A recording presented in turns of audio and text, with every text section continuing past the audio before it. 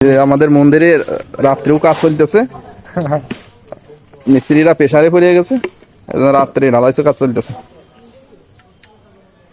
মিস্ত্রি কি হয়েছে, রাত্রিবেলা ঢালাই দিচ্ছ, কি ব্যাপার? ভাই দিনই গরম বেশি, ঠান্ডা আছে, কাজের চাপ একটু বেশিও আছে।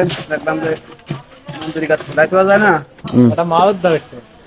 দেখলাম যে রাত্রি করে করে আগে দিই। এই আশিস কল অন্য কথা কয়, আমাদের হেড মিস্ত্রি দিনই বেলা পলাই বেড়ায়, রাত্রিবেলা কাজ করে।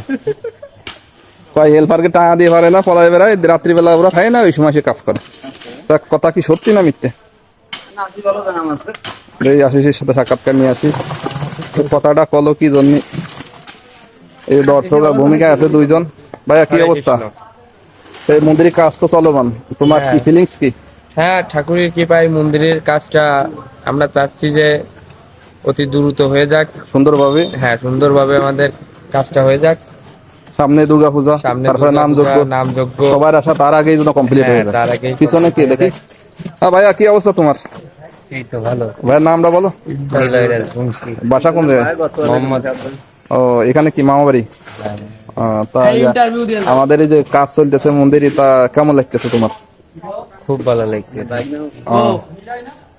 হ্যাঁ, নিলয় আছে একজন। এই যে এখন আমাদের যে অভিযোগ করেছিল আমাদের ভাইয়া,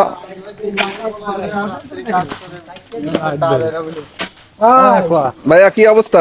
ভালো ভাই। এই যে রাত্রিবেলা কাজ করতেছো কি জন্য? দিনের বেলা যে গরম, দিনের বেলা কাজ করা সম্ভব না এই শরীর নিয়ে। আর তুমি যে অভিযোগটা আনিছো ওই যে হেড মিস্ত্রির উপর, এটা কি সত্যি কিনা মিথ্যে? এই যে দিনের বেলা পলাই বেড়ায় টাকা দেওয়ার বইতে, আমি জানি না ভাই। তুমি বলে এই অভিযোগটা করছো, কও এই অভিযোগটা কি সত্যি নাকি? ওই যে অভিযোগ করার লোক আছে পিছনে, তুষার ভাই। তুষার ভাই, কি তোমার কি সমস্যা? কও। কঠিন ব্যাপার, কইছে ঘরে চাইলে হুড়ে তুমি যে কাজে আসো না বলে এই কথার পর। হ্যাঁ হ্যাঁ, ঠিক আছে। হ্যাঁ, এখন ঘরে চাইলে এই যে আশিস যে অভিযোগটা করেছে, এটা কতটুকু সত্য? আশিক যেটা করছে ওইটাই সঠিক। আচ্ছা, ঠিক আছে।